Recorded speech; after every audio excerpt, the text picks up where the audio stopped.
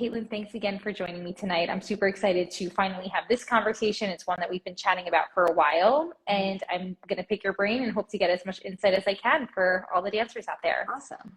So Caitlin, why don't you introduce yourself, share a little bit about your background, your journey, specifically the shift that you've made and the work that you do now. Yeah, so I am Caitlin Sloan. I'm the founder of the Brainy Ballerina. Before I started the Brainy Ballerina, I was a professional ballet dancer for 9 years, and I retired about 5 years ago. And yeah, at that point, I had gone from dancing full-time, teaching full-time, and then moved with my husband to a new state and was feeling a little bit lost, trying to figure out what I was doing, like having a little bit of identity crisis and just going through a whole lot. And that's when the Brainy Ballerina started, and really just was born out of my passion for helping dancers be smart dancers in the industry and be able to approach their career from a really intentional way instead of just letting things happen to them, which I think happens a lot because we just don't know any better. And so, I work with dancers in career mentoring to help them, like I just said, kind of approach their careers with more intention, with more of a mindset that they are in control of their careers, that it's not like they have to wait around for somebody else to tell them what to do. It's like they're in control, they're in the driver's seat. I love that. So much of the work that I do with dancers is really focused in the area of food, nutrition, and even body image, our relationships with food and our bodies. And I think it's incredibly important that dancers not just have that type of guidance, but also have career guidance, because so many dancers, and I want to hear your take on this, but so many dancers, including myself back in the day, I feel like there is just this notion that there's one identity that's right in order for a dancer to feel like they've had a fulfilled career. And it's taken me so long, so much into my other career as a dietitian, what I've done with dance, to learn that everyone's journey in dance looks so different and fulfillment can happen in so many ways. So I'm curious to hear, do you guide dancers not just for their performance careers, but also for other potential avenues that they can go down?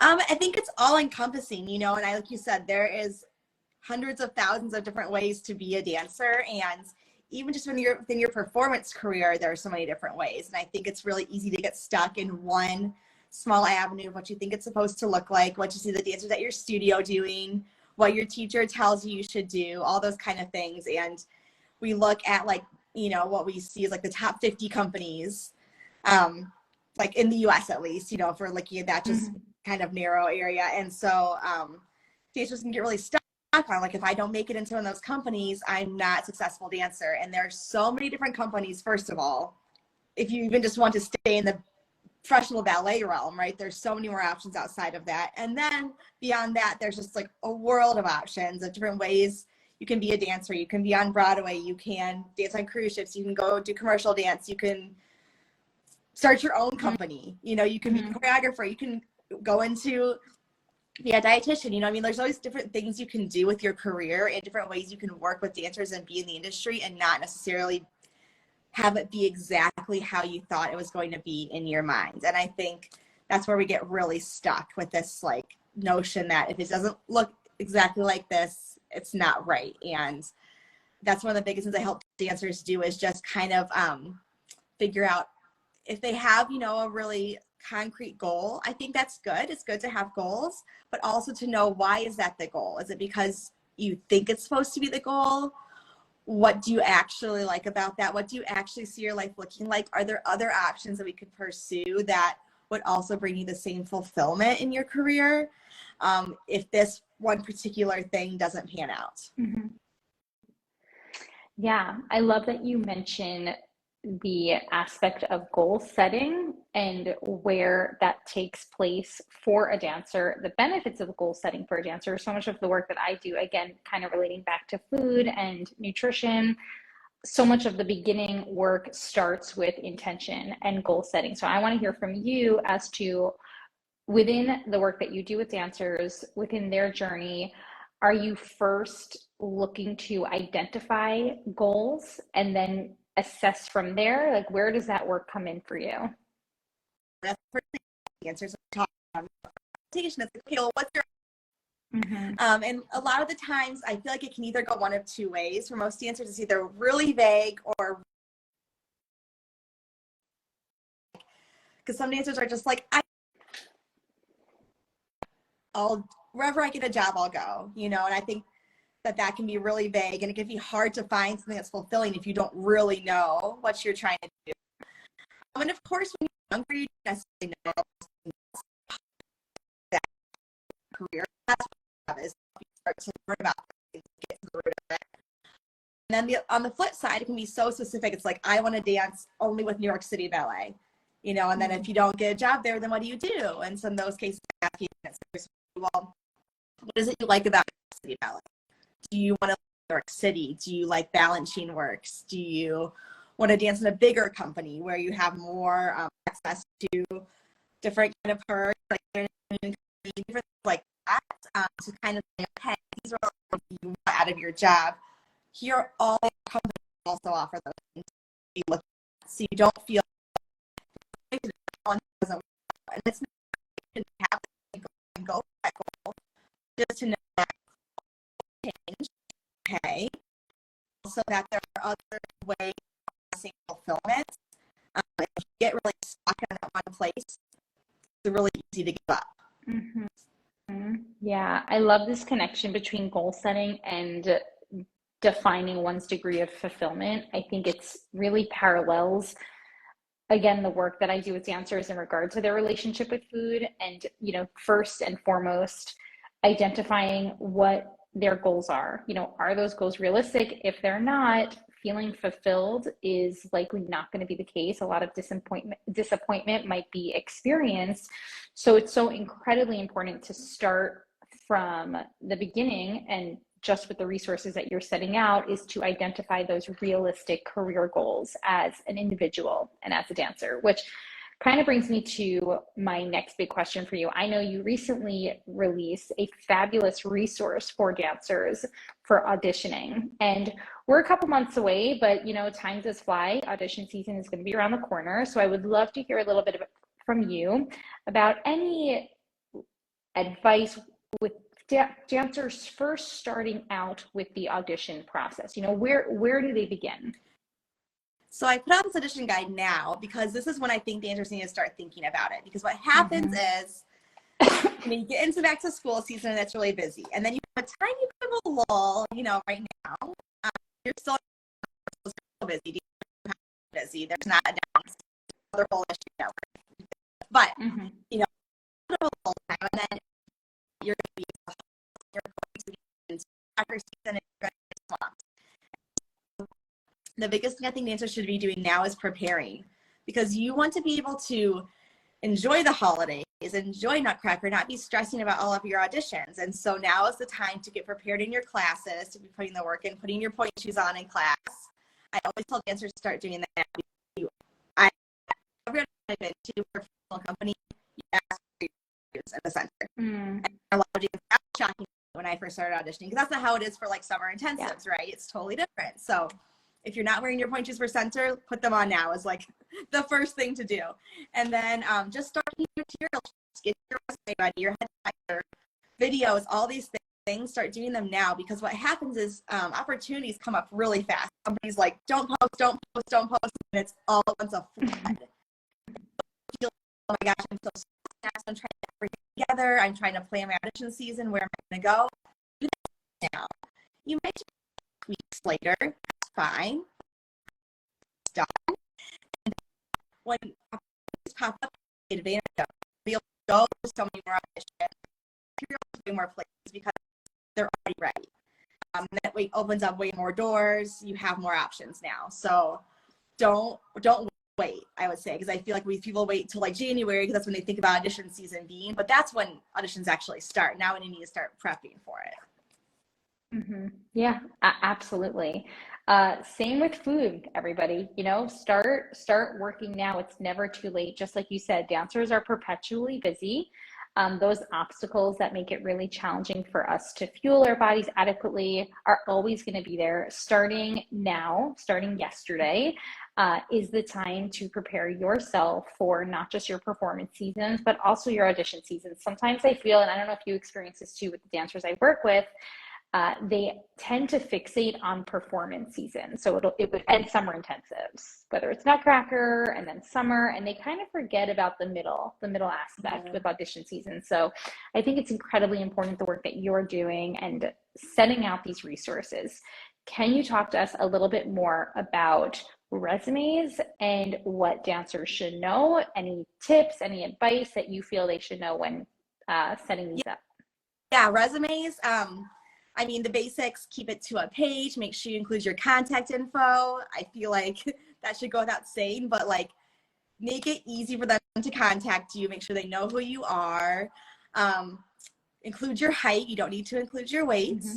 And I'm sure you say this to your clients, but if you're asking to include your weight, that could be a very big red flag. Yeah. So they ask height is something you should include. You don't need your weight. And then from there, it just depends on your experience. You know, if you have professional experience, put that first. If you don't have that, start with your training, your education.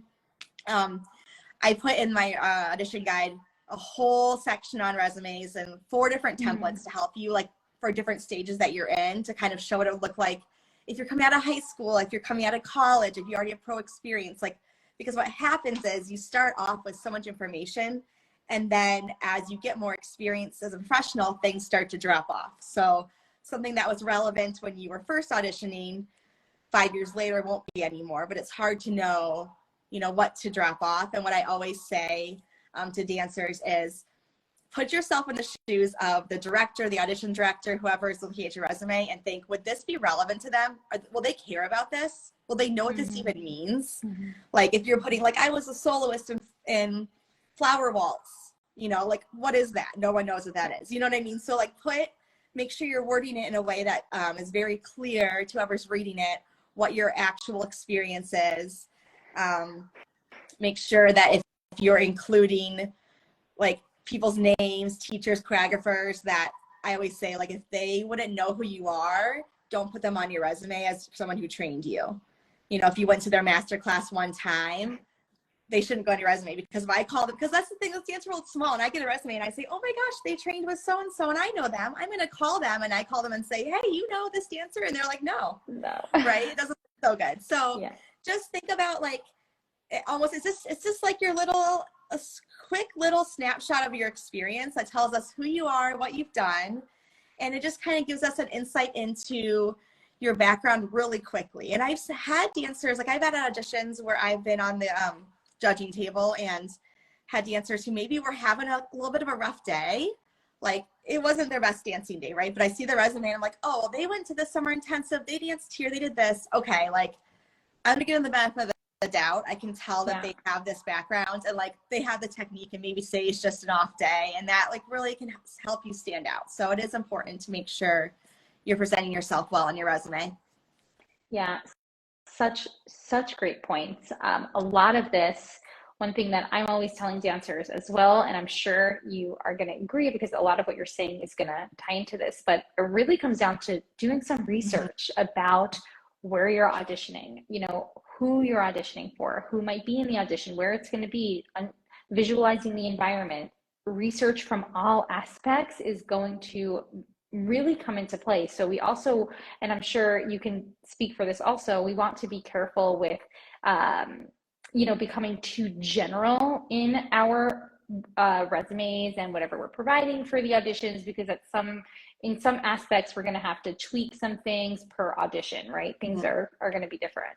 Yeah, I always say that like your resume should vary for each audition you go to. It doesn't mean that you have to completely reinvent the wheel each time, but yeah, like prioritize different things. You know, if you're going to audition where it's a more balancing based company, highlight that experience more, put that way at the top. If you're going to audition where has more contemporary, make sure you're highlighting that. Like make sure, or if you're going to audition, you did your research and you saw, oh, a lot of the dancers in the company teach in their school too, and I would love to have that opportunity teaching the school. Put that you have teaching experience on there. highlight all these different things, because that also makes you an asset if you have experience in other areas. Or if you see like, wow, the dancers do other jobs in the company. This person does social media. This person does costuming. Like, you can put that stuff on the bottom, under additional experience, to show that you have other skills that could also make you a great asset to the company. So yeah, absolutely do your research and see what kind of things they're really valuing in their dancers, what kind of things they're looking. Mm-hmm. Absolutely. Yeah, this was so insightful. Caitlin, I would love to also just hear a little bit more about how dancers can work with you and what would be the best starting point for a dancer who really wants to start learning more from you. Yeah, so yeah, follow me over at the Brainy Ballerina on Instagram. It's like my main mode of communication with dancers. And then if you are going into auditions this season, I do have a few resources. The Ultimate is what I just released, and it has months and months of work in progress, because I wanted to make sure it included every single thing you're going to need to get prepped. So that is like all of it.